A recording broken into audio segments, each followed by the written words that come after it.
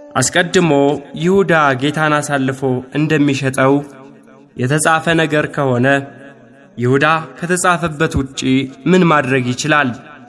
ትንቢቱ የተነገረ ከሆነ ይሁዳ ጌታን አለመሸጥ ይችል ነበር ወይ? የይሁዳም ሆነ የሰው ልጅ ዕጣ ፈንታው አስቀድሞ በእግዚአብሔር የተወሰነ አይደለም ወይ? ሕማማት ስብሐት ለከ አምላኪ የአምላክ ትድገኒ ዘልፈ እስመ አንተ ትቤ ሰመጋዛ ተጽፈ ስብሐት ለከ። ምዕራፍ 1 ይሁዳ ጌታን አሳልፎ ስለመስጠቱ።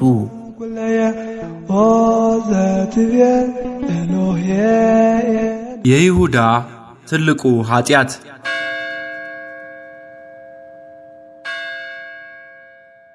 ይሁዳ ጌታችንን አሳልፎ ከሰጠ በኋላ ጌታን ከያዙት ጭፍሮች ጋር አብሮ እንደተጓዘ አልተጻፈም። ያችን ምሽት ፈርተው ከሸሹት ከ3 ዓመት ጓደኞቹ ከሐዋርያት ጋር አብሮ ሊሄድ እንዳይችልም አንድ ጊዜ ራሱን ከማኅበሩ ለይቷል። ስለዚህ ያቺ ምሽት ለይሁዳ አስጨናቂ ምሽት ነበረች። ቅዱስ ኤፍሬም ስለዚያች ምሽት ሲናገር ያስቆሮቱ ይሁዳ ዓለም ሁሉ የተገዛበትን ንጹሕ ደም ሸጦ ሌሊቱን ሙሉ አልተኛም ነበር። ብርሃንን አውልቆ ጥሎ የጨለማ ልጅ ለብቻው በጨለማ ውስጥ ተቀመጠ። ጌታ 12ቱን ዓሣ አጥማጅ ደቀ መዛሙርቱን በአንድ መረብ ውስጥ አጥምዷቸው ነበር። በእነርሱም መረብነት ዓለምን ሁሉ አጠመደ። የአስቆሮቱ ይሁዳ ግን ከመረቡ ውስጥ ሾልኮ አመለጠ። ከዚህ መረብ የወጣ ሁሉ የወጣው ከሕይወት ነው ይላል። በእርግጥም ያቺ ሌሊት ከማንም ሰው በላይ ለይሁዳ ድቅድቅ ጨለማ ነበረች። ለሰው ሁሉ የሚያበራውን እውነተኛ ብርሃን ክርስቶስን በ30 ብር አሳልፎ ሰጥቶ ነፍሱ በጨለማ ተወርሳ ነበር። እግዚአብሔር ከእርሱ ጋር ስላልሆነ በጨለማ ውስጥ የሚያበራለት ብርሃን የለም። ብርሃኑና መድኃኒቱን ትቷልና ይሁዳን የማያስፈራው የማያስደነግጠው ነገር የለም። የሕሊናውን ክስ መሸከም ሲያቅተው እንዲህ አደረገ። በዚያን ጊዜ አሳልፎ የሰጠው ይሁዳ እንደ ተፈረደበት አይቶ ተጸጸተ። 30ውንም ብር ለካህናት አለቆችና ለሽማግሎች መልሶ ንጹሕ ደም አሳልፌ በመስጠቴ በድያለሁ አለ። እነርሱ ግን እኛስ ምን ገዶን? እኛስ ምን አግዶን? አንተው ተጠንቀቅ አሉ። ቅዱስ ዮሐንስ አፈወርቅ እንዲህ ይላል፣ ሰካራም ሰው ወይን ጠጅ አብዝቶ ሲጠጣ ጉዳቱ አይታወቀውም። ከስካር በኋላ ግን መጠጡ ሲጎዳው ምን ያህል ጎጂ እንደሆነ ይገባዋል። ኃጢአትም እንደዚህ ነው። ኃጢአት ከመፈጸሙ በፊት ልብን ይደፍናል፣ በወፍራም ጭጋግ ይሸፍናል። ሕሊና የሚነቃው በኋላ ነው። ይሁዳም ዘግይቶም ቢሆን ከገባበት የኃጢአት ስካር ነቃ።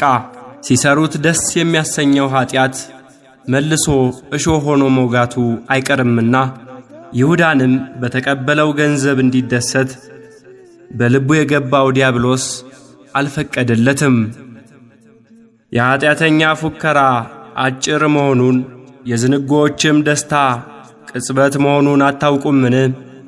ክፋት ባፍ ውስጥ ቢጣፍጥ ከምላሱም በታች ቢሰውረው መብሉ ባንጀት ውስጥ ይገላበጣል። እንደ ፉኝትም ሐሞት በውስጡ ይሆናል። የድካሙን ፍሬ ሳይውጠው ይመልሰዋል፣ እንደ ንግዱም ትርፍ አይደሰትም ይላል ጻድቅ ኢዮብ ምዕራፍ 20 ቁጥር 5 ላይ። ይሁዳ ተጸጽቶ የሄደው ወደ ካህናት አለቆችና ወደ ሽማግሌዎች ነበር። ይሁዳ ሆይ መጸጸትህ ካልቀረ እንደ ጴጥሮስ ወደ ወንድሞች ብትሄድ ምን ነበረበት? በድያለሁ ብሎ ከምዕመናን ኅብረት መውጣት የበለጠ ተስፋ እንደሚያስቆርጥ አታውቅምን? ሰው ከሕያዋን ጋር ቢኖር ተስፋ አለው የተባለውን አልሰማህምን? እግዚአብሔር ይፍታህ ወደማይሉ የኦሪት ካህናት ምን ወሰደ? በድያለሁ ማለትስ ያለብህ ለጌታ አልነበረምን? በተስፋ መቁረጥ ውስጥ ከምትዘፈቅ ስለምን እንደ ወንድምህ ጴጥሮስ መራራ ልቅሶን አታለቅስም? ይልቅ ብትፈጥን አይሻልህም ነበር? አንተ በተጸጸትክባት ሰዓት ይቅር ባዩ አምላክ እስካሁን ገና አልተሰቀለም። ቢሰቀልም እንኳን ወደ መስቀሉ ስር ተጠግተህ ይቅር በለኝ ብትለው ይሻልሃል። ያንን ወንበዴ ይቅር ያለ ጌታ ላንተም ይራራልሃል። አንተ ይቅር በለኝ ባትለውም እንኳን ከመስቀሉ ስር ቁም እንጂ ራሱ የሚያደርጉትን አያውቁምና ይቅር በላቸው ሲል ትሰማዋለህ። ይሁዳ ግን ይህንን መንገድ አልተከተለም። በገዛ ፈቃዱ ወደ ልቡ ያስገባው ዲያብሎስ ከንስሐ ይልቅ የቁጭት ሐዘንና ብስጭት ውስጥ ዘፈቀው። የእግዚአብሔር ምሕረት እንደ ውቅያኖስ ውሃ ነው። የሰው ልጅ ኃጢአት ደግሞ በዚያ ውቅያኖስ ላይ እንደሚንጠባጠብ እንደ ደም ጠብታ ነው። ከዚህ የእግዚአብሔር የቸርነቱ መጠን አንጻር የይሁዳ በደል እጅግ ትንሽ ነበር። ይሁዳ ግን አቤቱ እንደ ቸርነት መጠን ማረኝ፣ እንደ ምሕረትም ብዛት መተላለፌን ደምስስ አላለም። ስብሐት ለከ ሀበነ ሰላመከ መምህረትትና ክርስቶስ ወልደ አምላክ ወሰብ ጅዝየፍና ሰርክ በአውደ መብልዕ ዘረፈካ ምስለ አዳእ ስብሐት ለከ። ከኃጢአታችን የበለጠ እግዚአብሔርን እጅግ የሚያሳዝነው ይቅር አይለንም ብለን ማሰባችን ነው። በደል የሌለበት አምላክ ከእኛ ከትቢያዎቹ ጋር ራሱን አቻ አድርጎ ኑና እንዋቀስ፣ ኃጢአታችሁ እንዳለላ ብትሆን እንደ አመዳይ ትነጻለች፣ እንደ ደምም ብትቀላ እንደ ባዘቶ ትጠራለች ብሎ የምሕረት ጥሪ እያቀረበ ይቅር አይለኝም ስንል ሲሰማን ያዝናል። አንተ በክፉ ሥራ ራስህን ብትጠላውም እንኳን እግዚአብሔር ግን አይጠላህም። ቅዱስ ዮሐንስ አፈወርቅ እንዳለው እግዚአብሔር ለአንተ ያለው ፍቅር አንተ ለራስህ ካለ ፍቅር ይበልጣል። እንደ ይሁዳ ብትክደው፣ ወዳጅህን ብትሸጥ፣ ንጹሕ ደም በግፍ ብታፈስ፣ ሙዳየ ምጽዋቱን ብትዘርፍ፣ እንደ ይሁዳ በአምላክነቱም ጨርሶ ባታምን እንኳን ፈጣሪ የሚጠብቀው የምትሞትበትን ሳይሆን የምትጸጸትበትንና የምትመለስበትን ቀን ብቻ ነው። በወንጌሉ እርሱም ገና ሩቅ ሳለ አባቱ አየውና አዘነለት እንደሚል እግዚአብሔር ከርሱ እጅግ በጣም ርቀህ እያለህ እንኳን እያየ ያዝንልሃል እንጂ አያዝንብህም። በይሁዳም ላይ ካዘነበት ይልቅ ያዘነለት ይበልጥ ነበር። ጌታችን ተላልፎ እንደሚሰጥ በተናገረበት ዕለት በመንፈሱ ታወከ። እውነት እላችኋለሁ ከእናንተ አንዱ አሳልፎ ይሰጠኛል አለ ይላል። ጌታችን ከዚህ አስቀድሞ በመንፈሱ የታወከው የሚወደው አልዓዛር ሲሞት ነበር።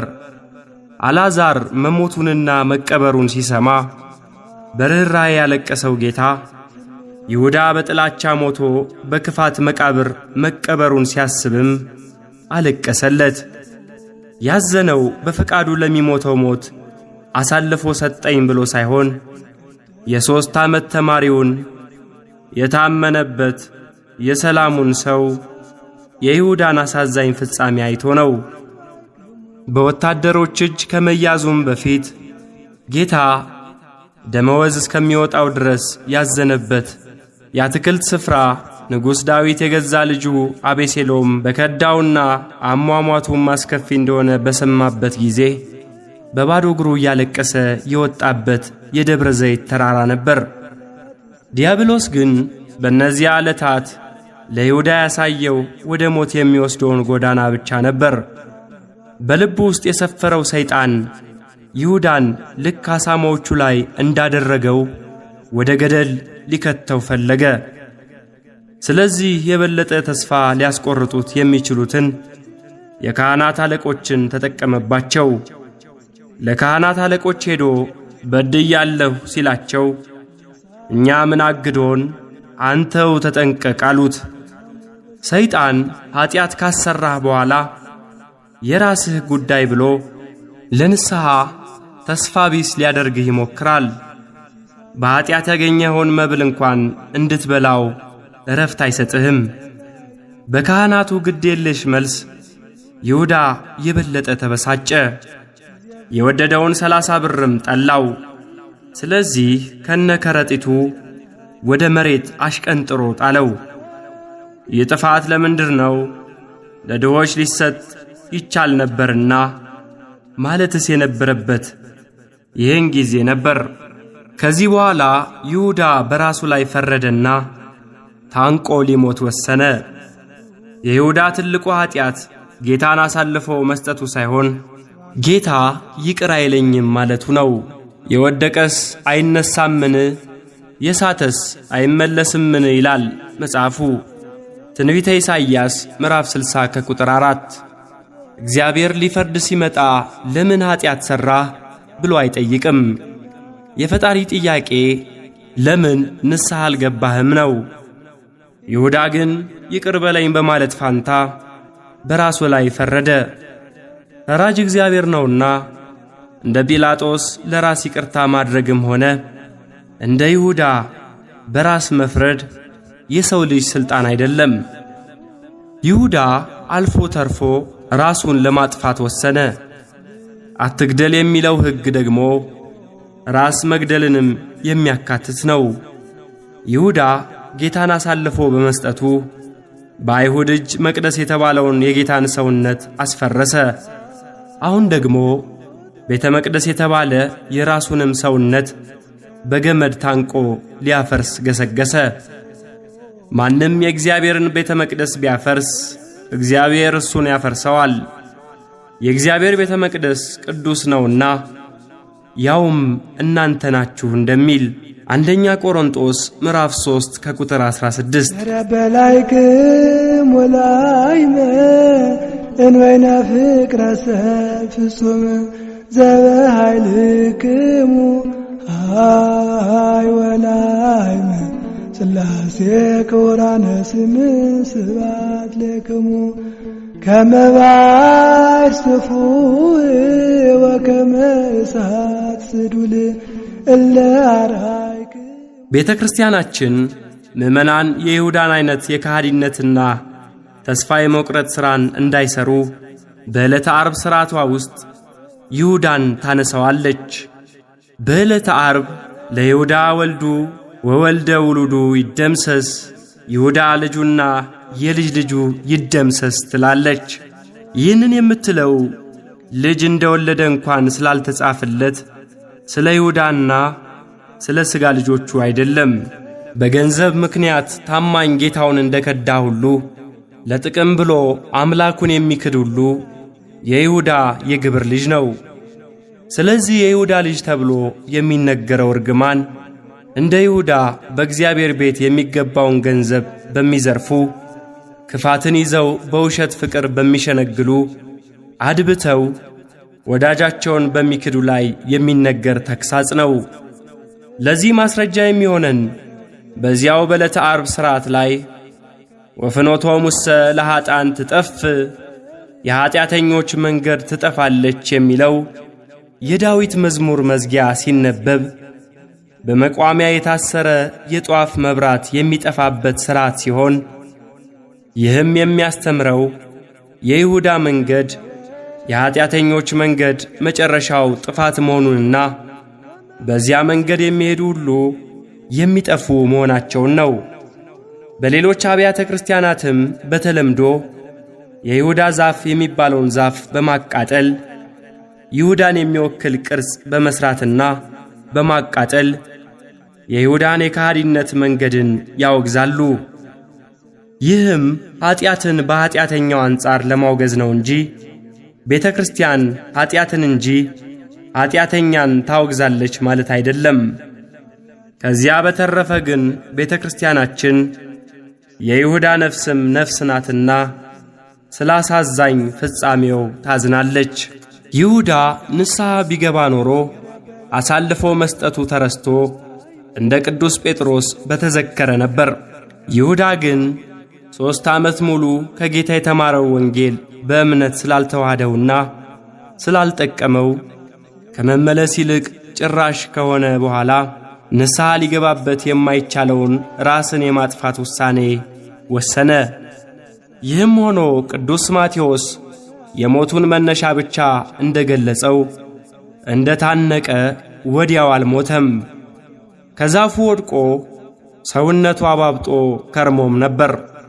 ከሐዋርያት ቀጥሎ ከተነሱ የመጀመሪያዎቹ ሊቃውንት አንዱ የሆነው ፓፒያስ ሆዱ ከማበጡ የተነሳ ሰረገላ በቀላሉ በሚያልፍበት በሰፊ በር መውጣት እስከሚቸግር ድረስ ደርሶ ነበር ብሎ ጽፏል። ከወደቀ በኋላ ሆዱ እስከተዘረገፈበት ጊዜ ድረስ በቁስሉ ወቅትም እንኳን ይሁዳ ንስሐ አልገባም። በመጨረሻም በግንባሩ ተደፍቶ ከመካከሉ ተሰነጠቀ፣ አንጀቱም ሁሉ ተዘረገፈ። የሐዋርያት ሥራ ምዕራፍ 1 ከቁጥር 18።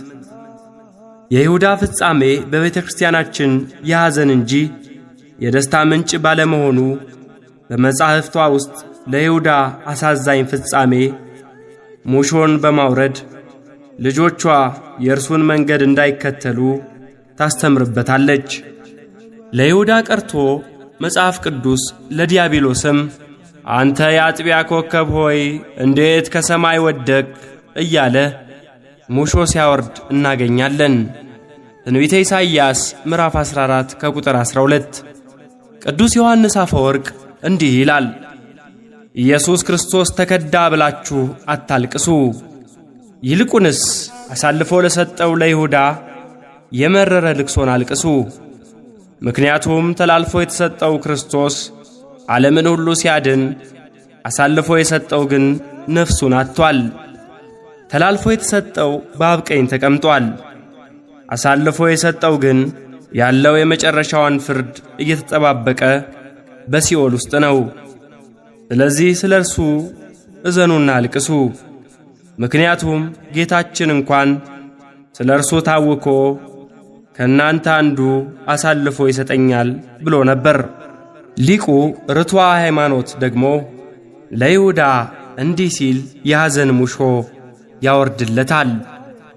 ከሕይወት ይልቅ ሞትን ከባለጠግነት ይልቅ ድህነትን የመረጥክ ይሁዳ ሆይ፣ በሐሩር ነፋስ ብርሃንን ያጠፋኸው መብራት ሆይ፣ ከፍየል መንጋዎች የተመረጥክ ነብሮችም የበሉህ በግ ሆይ፣ ከእኛ ይልቅ የሰቃዮችን ማኅበር ወደድህን? ከመንግሥተ ሰማያትስ ይልቅ 30 ብርን መረጥህን? እያሉ ሁሉም ሐዋርያት ተሰብስበው ያልቅሱልህ።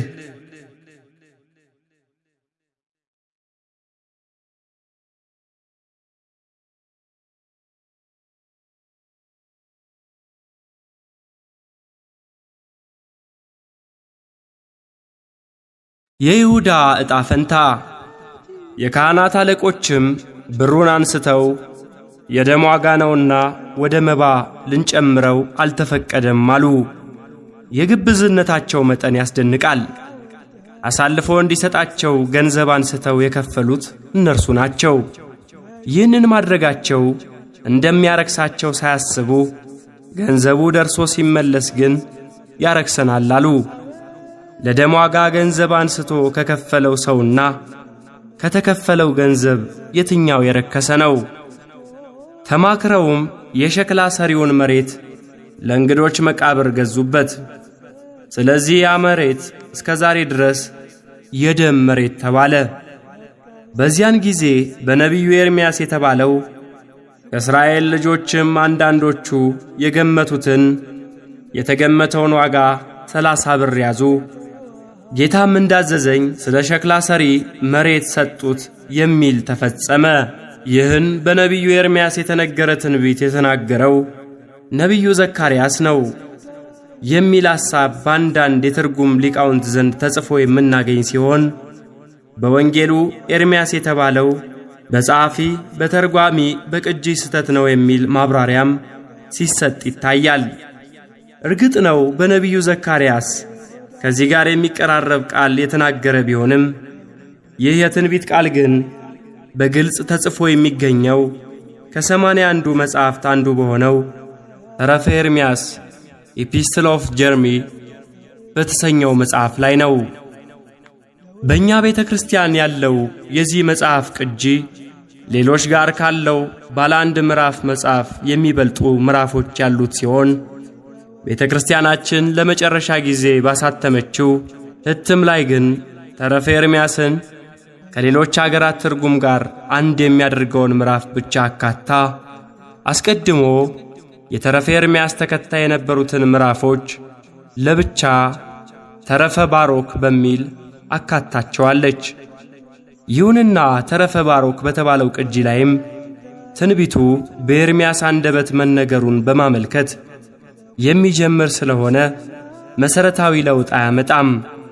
ቅዱስ ጄሮም ይህን ትንቢት በተረጎመበት ስፍራ ላይ በኢትዮጵያ ቤተ ክርስቲያን ቀኖና ተካቶ የሚገኘውን ይህን የኤርምያስ ትንቢት አስመልክቶ ፍንጭ ጽፏል። በቅርቡ ከናዝራውያን ወገኖች መካከል የሆነው አንድ ዕብራዊ ሰው አንዲት ትንሽ የዕብራይስጥ መጽሐፍ አምጥቶልኝ አንብቤ ነበር። ይህ መጽሐፍ የነቢዩ ኤርምያስ መጽሐፍ ሲሆን ይህ ትንቢትም ቃል በቃል ተጽፎበታል። ጥናት ማድረግ ቢያስፈልገንም ቅዱስ ጄሮም ያገኘው የዕብራይስጥ መጽሐፍ ግን የኢትዮጵያ ቤተ ክርስቲያን የተረፈ ኤርምያስ ቅጂ ምንጭ ሊሆን እንደሚችል ለመገመት አያዳግትም። ስለ መሬቱ መገዛትና ስለ ይሁዳ አሟሟት ከወንጌሉ በተጨማሪ ቅዱስ ጴጥሮስም ትንቢት አጣቅሶ ሲናገር እናገኘዋለን። ከእኛ ጋር ተቆጥሮ ነበር፣ ለዚህም አገልግሎት ታድሎ ነበርና ይህም ሰው በአመፅ ዋጋ መሬት ገዛ፣ በኢየሩሳሌም ለሚኖሩ ሁሉ ታወቀ። ስለዚህም ያ መሬት በቋንቋቸው አኬልዳማ ተብሎ ተጠራ። እርሱም የደም መሬት ማለት ነው። በመዝሙር መጽሐፍ መኖሪያው ምድረ በዳ ትሁን፣ የሚኖርባትም አይኖር፣ ሹመቱንም ሌላ ሰው ይውሰዳት ተብሎ ተጽፏልና።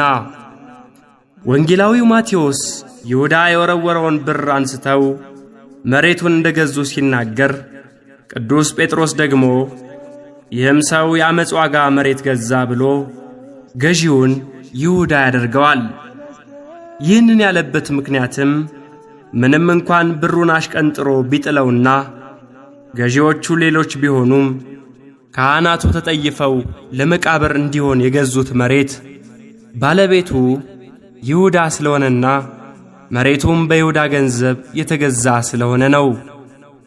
የስፍራው ስም የደም መሬት አኬልዳማ መባሉ በወንጌሉ አገላለጽ በክርስቶስ የደም ዋጋ የተገዛ መሆኑን የሚያመለክት ሲሆን በሐዋርያት ሥራ ላይ ባለው አገላለጽ ደግሞ የተገዛበት መሬት ባለቤት ይሁዳ ሆዱ ተዘርግፎ ከመሞቱ ጋር ተያይዟል።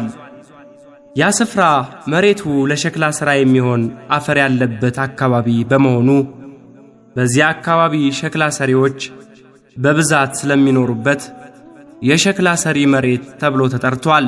ቦታው ከተገዛ በኋላ ዘመድ የሌላቸው እንግዶች መጥተው ድንገት ሲሞቱ የሚቀበሩበት ሆኗል።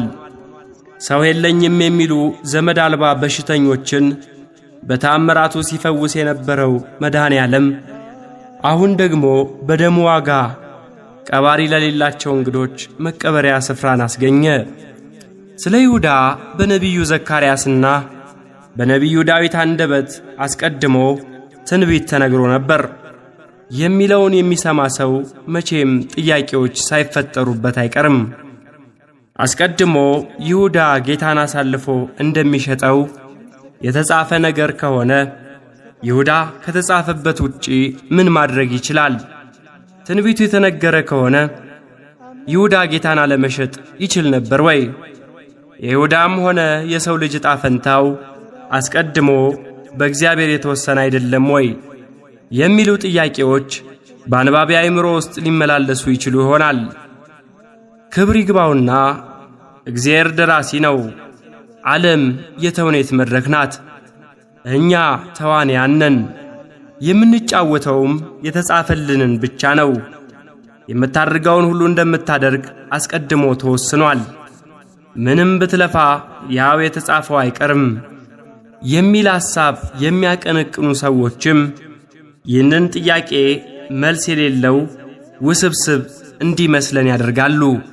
ምንም እንኳን የፈጣሪ አስቀድሞ መወሰንና ምርጫ የትንቢትና ጣፈንታ ርዕሰ ጉዳይ እጅግ ሰፊና ብቻውን መጽሐፍ የሚሻ ርዕሰ ጉዳይ ቢሆንም በይሁዳ አማካኝነት ግን ቢያንስ ከላይ ያነሳናቸውን ጥያቄዎች በቤተ ክርስቲያናችን አስተምሮ ለመመለስ እንሞክራለን። በመጀመሪያ ለይተን ልናውቀው የሚገባን አስቀድሞ ማወቅና አስቀድሞ መወሰን predestination and foreknowledge የተለያዩ ነገሮች መሆናቸውን ነው። በእርግጥም እግዚአብሔር ለወደፊት የሚሆነውን ነገር አስቀድሞ ያውቃል። አዳምን ከመፍጠሩ በፊት አዳም እንደሚበድል ያውቃል። እምቅድመ ይፍጠሮ ለአዳም ያምር ግብሮ ዓለም ሳይፈጠር በፊት በአሁኗ ቅጽበት እየሆነ ስላለው ነገር እስከ ዕለተ ምጽአቱ ያለውን ነገር የሚጸድቅ የሚኮነነውን ክፉን በጎን እግዚአብሔር አስቀድሞ ያውቃል። ሁሉን አስቀድሞ ያውቃል ማለት ግን አስቀድሞ ያወቀው ነገር እንዲሆን ይወስናል ማለት አይደለም።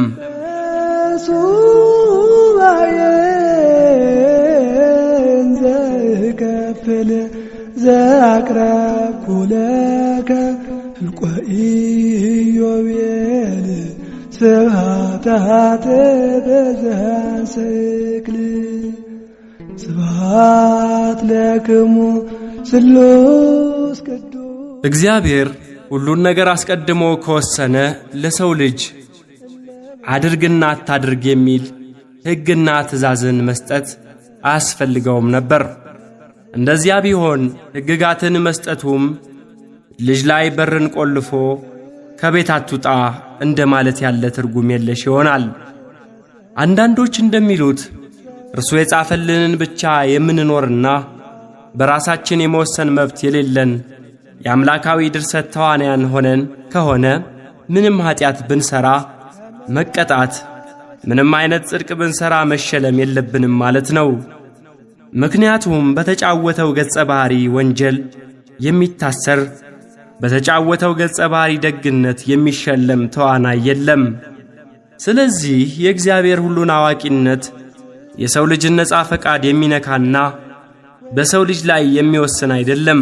ስለዚህ አስቀድሞ በማወቅና አስቀድሞ በመወሰን መካከል የትርጉም ልዩነት አለ። ይህንን ብቻ ለማሳየት ጥቂት ምሳሌዎችን እንጠቀም። አንድ ሰው ከአንድ ሐኪም ዘንድ ቀርቦ ሲመረመር ሐኪሙ የሕክምና ትምህርቱ የሰጠውን ጥበብ ተጠቅሞ ልክ የዛሬ ወር አንድ ዓይኔ ይጠፋል ብሎ ነገረው። ይህ ሕመምተኛም ሐኪሙ አስቀድሞ እንደተናገረው ልክ ባንድ ወሩ ዓይኑ ጠፋ። በርግጥ ይህ ሰው ዓይኑ የጠፋው ሐኪሙ ይጠፋል ስላለው ነውን? ሐኪሙንስ አንተ ነህ ዓይኑን ያጠፋኸው ብለን ልንከሰው እንችላለን? አንችልም። ባይሆን የሰውየው ዓይን በመጥፋቱ የሐኪሙን አዋቂነት እናደንቃለን። ሐኪሙ እንዳለው ያ ሰው ዓይኑ ባይጠፋ ደግሞ አላዋቂነቱን አስበን እንዘብትበታለን እንጂ ለዓይኑ መጥፋትም አለመጥፋትም ሐኪሙን መንስኤ አድርገን አናቀርበውም።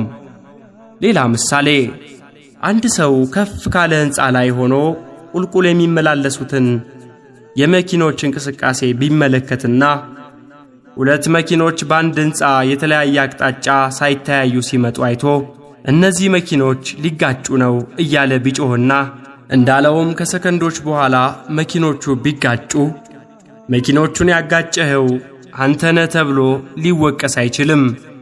ያለበት ከፍታ ሁለቱንም መኪኖች ያሉበትን ሁኔታ ለማየት የሚያስችል ስለሆነ ተናገረ እንጂ ለመኪኖቹ መጋጨት ያደረገው አስተዋጽኦ የለም።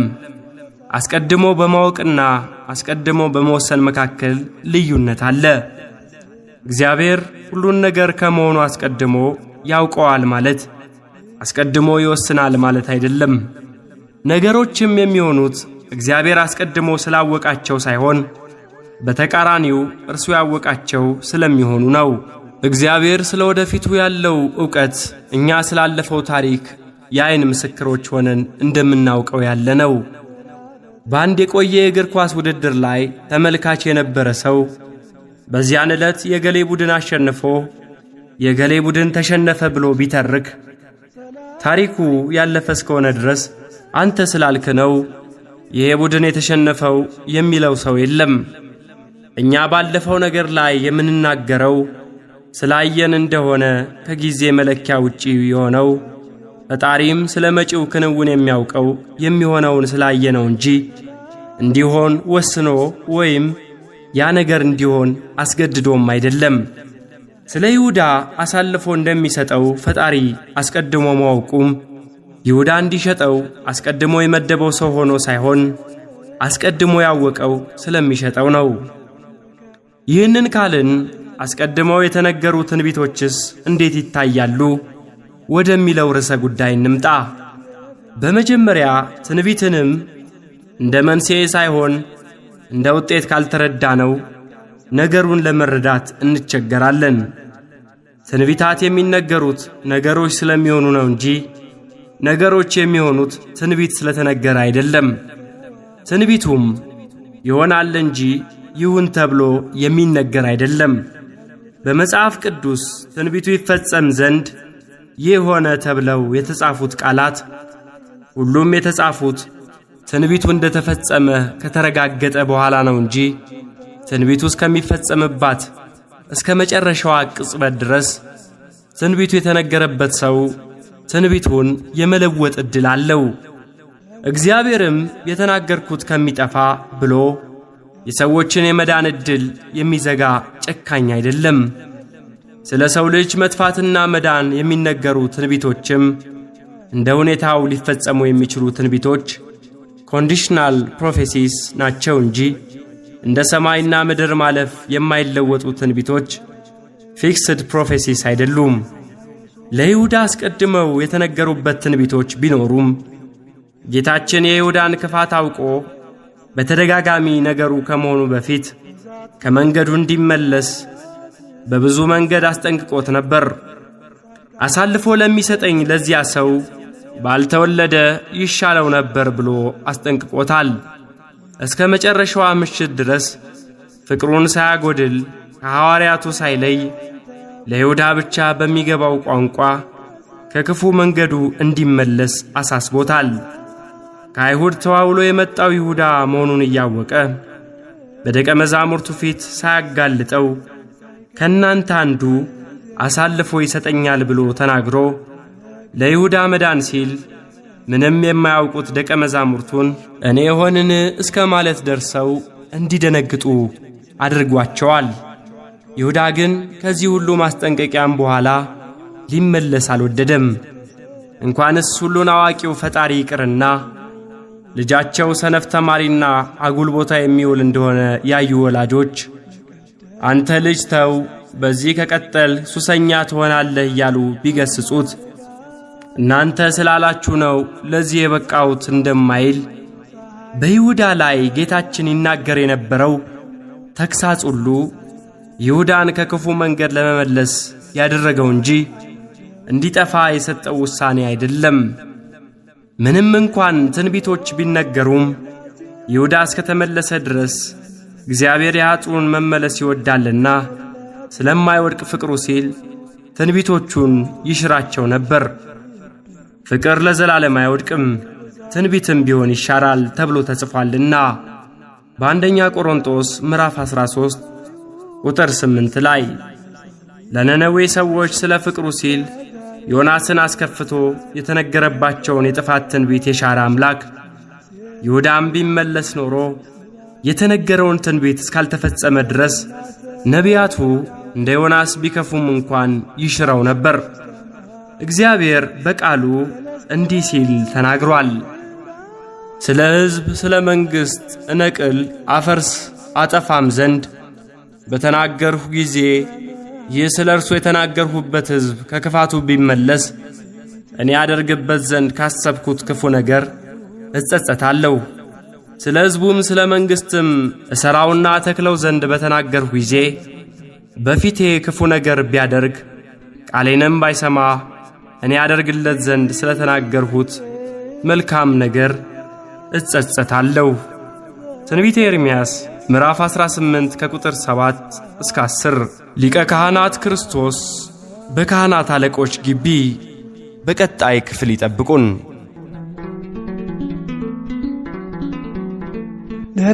ነረበላይክም ወላይመ እንወይነ ፍቅረ ሰብ ፍጹም ዘበኃይልክሙ አይ ወላይመ ሥላሴ ክቡራነ ስም ስብሐት ለክሙ ከመ ባሕር ስፉሕ ወከመ እሳት ስዱል እለ አርአይክሙ